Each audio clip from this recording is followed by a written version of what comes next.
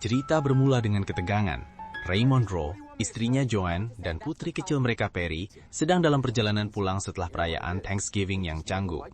Di tengah jalan, mereka berhenti di sebuah rest area.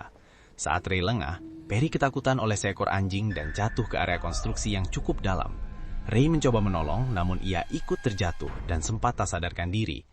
Saat terbangun, Ray mendapati Perry terluka di bagian lengan. Joanne panik, dan mereka segera memacu mobil ke rumah sakit terdekat. Di sana, suasana terasa sangat birokratis dan lambat. Setelah melewati proses administrasi yang melelahkan, seorang dokter memeriksa Perry dan menyarankan CT scan untuk memastikan tidak ada cedera kepala. Joanne menemani Perry turun ke lantai bawah menuju ruang radiologi, sementara Ray menunggu di lobi karena kelelahan. Ray tertidur di kursi tunggu selama berjam-jam. Ketika terbangun, ia bertanya pada resepsionis tentang istri dan anaknya. Namun, pihak rumah sakit menyatakan tidak ada catatan atas nama Perry maupun Joanne. Bahkan catatan medis Ray menunjukkan bahwa ia datang sendirian untuk mengobati luka di kepalanya sendiri. Ray mulai histeris. Ia yakin ada konspirasi besar di rumah sakit ini. Ray memanggil polisi, namun pihak rumah sakit dipimpin oleh Dr. Bertram menunjukkan bukti-bukti yang menyudutkan Ray. Tidak ada rekaman CCTV yang melihatkan Joanne dan Perry, serta tidak ada bercak darah di lokasi kecelakaan yang diceritakan Ray.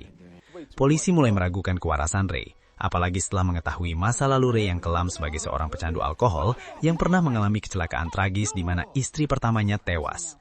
Namun, Ray tidak menyerah.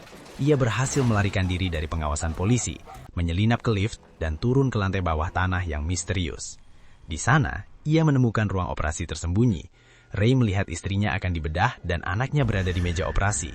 Dengan aksi heroik, ia melawan staf rumah sakit dan berhasil membawa Joanne serta Perry keluar menuju mobil.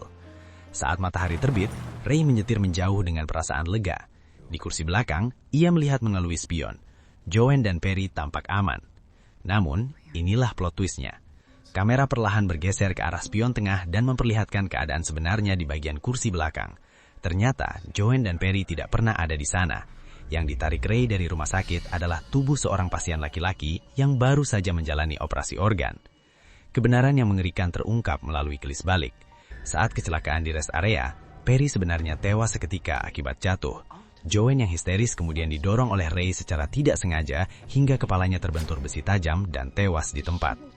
Sepanjang film, kita hanya melihat delusi Ray yang diciptakan oleh otaknya untuk menutupi trauma hebat tersebut. Ray sebenarnya menyimpan mayat istri dan anaknya di bagasi mobil sejak awal.